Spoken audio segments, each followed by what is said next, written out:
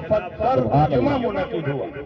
اور ایک بات میں اور بتا دوں، اجماع امت ظنی ہے لیکن اجماع صحابہ قطعی ہے.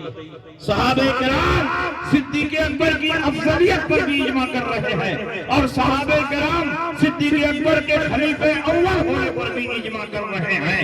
لہذا صدیق اکبر کی خلافت کا جو انکار کرے وہ صرف گمراہ نہیں ہے بلکہ باؤنڈری آف اسلام سے باہر. حق ہے بے شک. اس لیے آپ اہل سنت کے عقیدے کو پہلے سمجھیے اور مضبوطی سے اس پر قائم رہیے.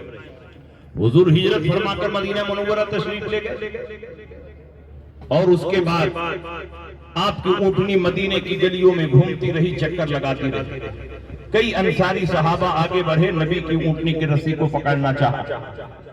رسول پاک نے منع فرمایا. آپ نے ارشاد فرمایا کہ میری اونٹنی کی رسی چھوڑ دو، فَإِنَّهَا مَأْمُورَةٌ مِّنَ اللَّهِ، کیونکہ میری اونٹنی اللہ کی طرف سے مامور ہے کہ کس کے دروازے پر بیٹھنا. چکر لگاتے لگاتے ابو ایوب انصاری کے دروازے پر بیٹھ گئی. ابو ایوب انصاری آگے بڑھے، نبی کا استقبال کیا، خوشی کا اظہار کیا. کہا یا رسول اللہ، یہ میرے لیے سعادت کی بات ہے کہ نبی میرے مکان پر ٹھہریں گے اور میزبانی کا شرف مجھے حاصل ہوگا. سامان اتارا گیا، نبی نے ان کے مکان پر قیام فرمایا، اور 2-4 دنوں کے بعد نبی نے فرمایا ابو ایوب تمہارے مکان کے سامنے یہ لمبی چوڑی زمین اور فیلڈ کس کی ہے؟ اگر یہ زمین مجھ کو مل جاتی تو میں اسی زمین پر ایک مسجد تعمیر کرنا چاہتا ہوں جس کو ہم اور آپ مسجد نبوی کہتے ہیں. انہوں نے فرمایا یا رسول اللہ یہ 2 یتیم بچوں کی زمین ہے. وہ دونوں یتیم بچے بلائے گئے، رسول پاک نے اپنا منصوبہ ان کے سامنے پیش کیا. یتیم بچوں نے کہا یا رسول اللہ زمین قبول فرما لیں اور آپ اس پر مسجد بنائیں.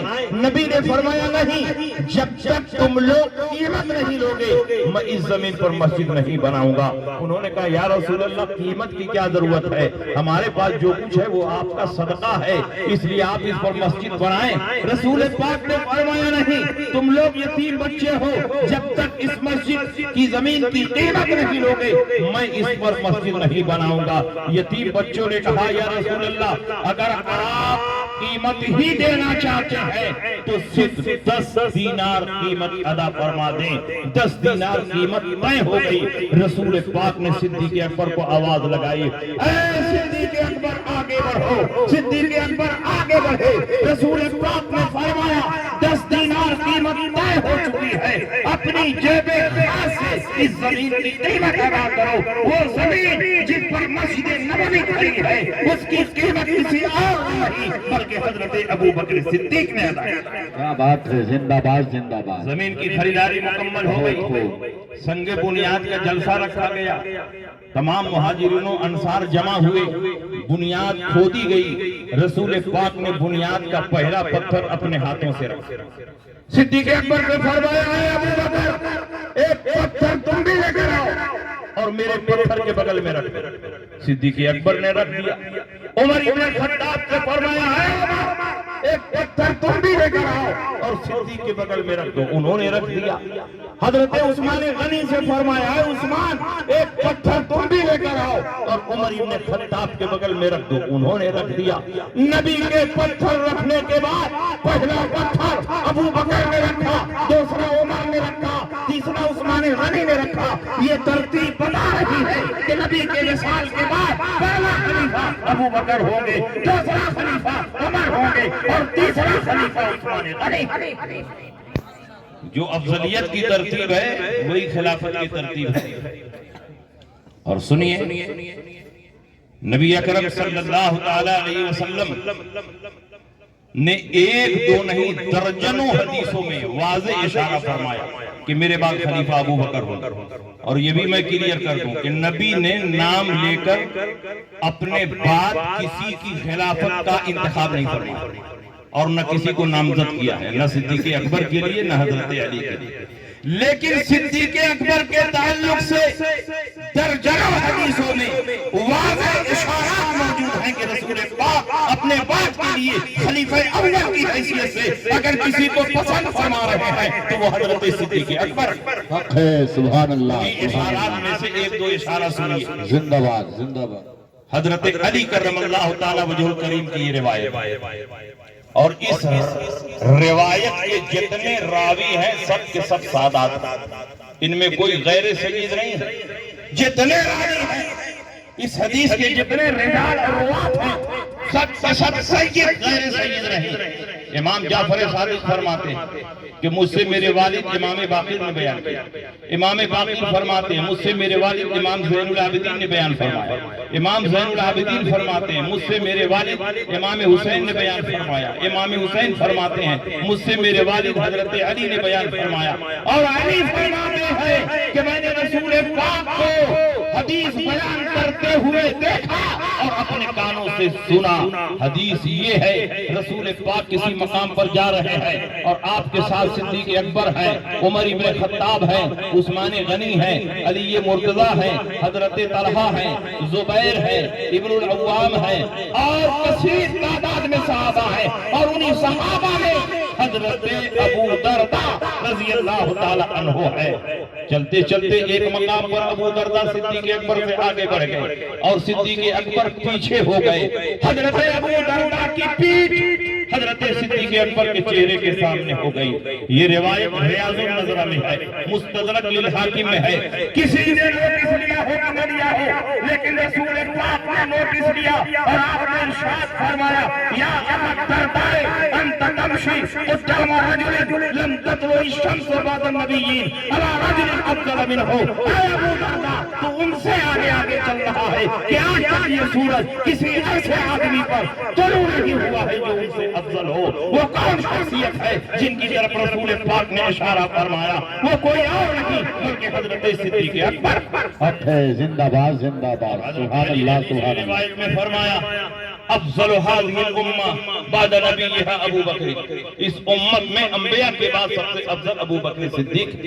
ایک روایت میں فرمایا، خیر الناس ابو بکر الا ان یکون نبیا، ابو بکر تمام لوگوں میں سب سے افضل ہے مگر نبی نہیں ہے۔ اور خود رسول پاک نے فرمایا، ما طلعت الشمس ولا غربت على احد افضل من ابی بکر الا ان یکون نبیا، آج تک یہ سورج کسی ایسے آدمی پر نہ طلوع ہوا ہے نہ غروب ہوا ہے جو ابو بکر سے افضل ہو، مگر یہ کہ وہ نبی نہیں ہے۔ تو صاف پتہ چلا کہ انبیاء اور مرسلین کے بعد اس امت میں سب سے افضل حضرت ابو بکر صدیق۔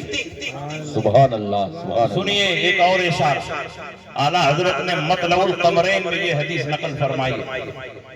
ایک شخص اونٹ بیچنے کے لیے رسول کی بارگاہ میں پہنچا، نبی نے سارا اونٹ خرید لیا۔ اونٹ بیچنے والا واپس جا رہا تھا، راستے میں علی ملے۔ علی نے پوچھا کہاں سے آ رہے ہو؟ کہا نبی کی بارگاہ سے آ رہا۔ کہا کیا کرنے گئے تھے؟ اونٹ بیچنے۔